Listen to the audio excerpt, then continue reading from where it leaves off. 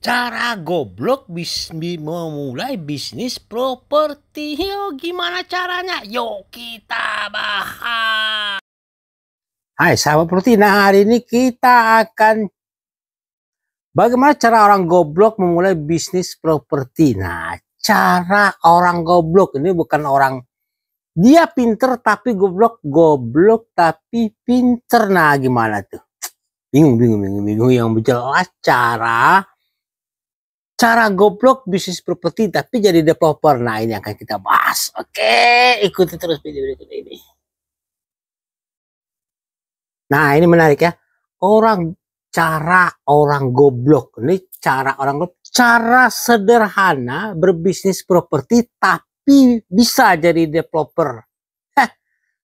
Bagaimana?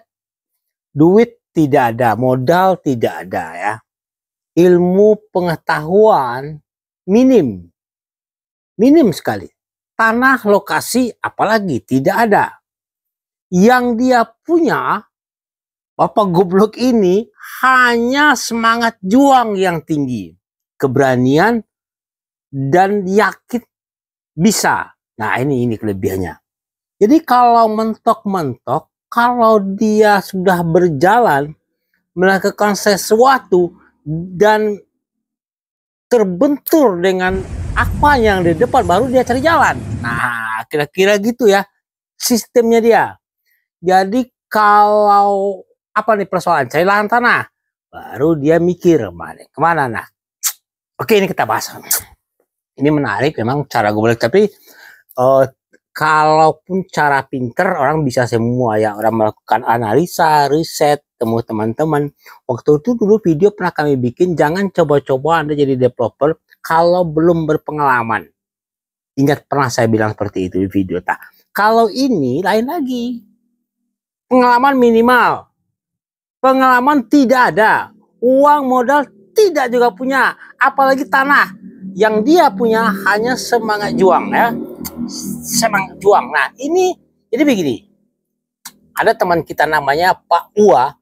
Pak Uwa ini sangat luar biasa, punya semangat yang tinggi. Dia cara berpikirnya sederhana. Bagaimana menjadi developer? Pertama, dia mencari lahan tanah supaya bisa dikapling-kapling. Terus dijual. Sederhana itu.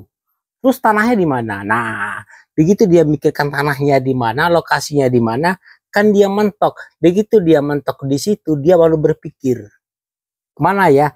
Mulai dia mencari data list.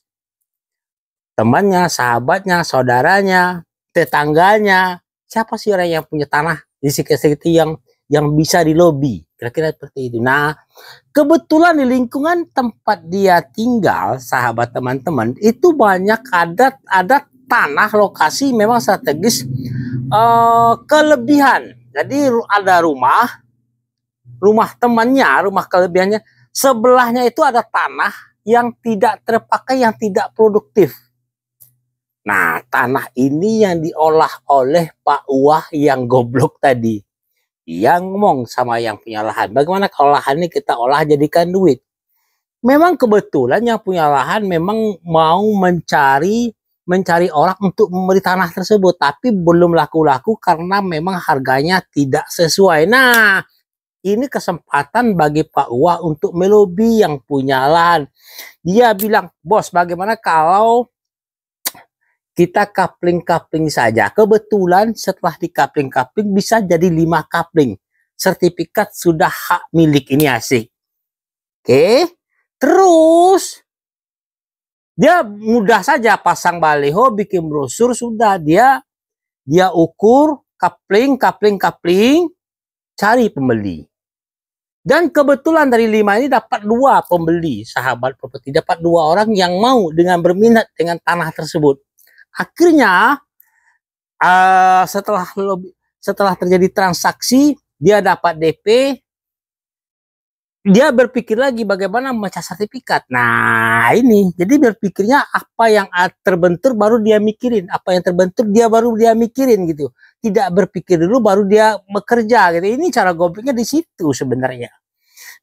Jadi Jadi dimintalah DP yang punya DP tanah. Nah, DP ini digunakan untuk mengurusin sertifikat atau pecah-pecah sertifikat. Nah, sisa 3. Nah, sisa 3 ini kebetulan juga 2 berminat, tapi yang 2 ini mau ada rumah di situ. Nah, ini cikal bakal dia jadi developer tuh di situ, sahabat properti ya, hebatnya Pak Wah. Kebetulan ada 2 calon customer pengennya ada rumah. Kan Pak Wah belum berpengalaman jadi developer. Bagaimana dia mengolahnya? Kebetulan tanahnya 10 kali 10 dia ada oke, tanah dengan tanah tidak ada masalah, tapi begitu yang mau beli maunya ada rumah di situ, maka Pak Wah juga nggak mau mundur, dia berpikirnya praktis. Coba dia Pak Wah mengajukan lagi penawaran kepada yang punya lahan, Bapak, oke saya bangunkan rumah untuk Bapak, tapi Bapak carikan gambarnya ya.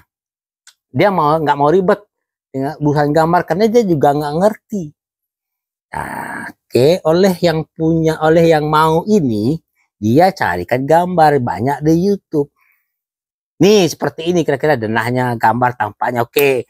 Pak Wah karena dia berpikirnya sederhana, dia cari kepala tukang mandor yang biasa mengerjakan rumah. Dia diskusi nih caranya, ini rumahnya tipenya seperti ini. Tolong dihitung, kira-kira seperti itulah. Oleh yang mandor tadi setelah dihitung, kira-kira 100 dihargai dengan 150 juta, kira-kira begitu ya. Oleh Pak Wah ditambah 50%. Pinternya dia di situ. Dia bangun rumahnya, disepakati setelah ditambah 50% dari 150 juta, yang punya lahan udah oke, tidak ada masalah, nego-nego, akhirnya Pak Wah dapat juga keuntungan 30%. Ya nggak ada modal dia. Yang modalnya punya yang membeli.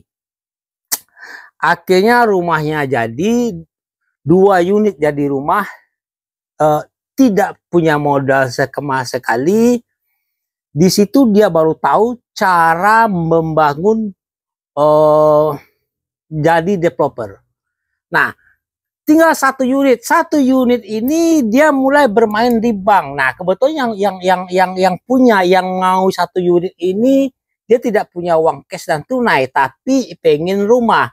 Pak Wah sudah mulai tahu caranya, dia berhubungan dengan bank dan bank siap mendanai setelah si calon customer diwawancari oleh bank dan oke, tidak ada masalah.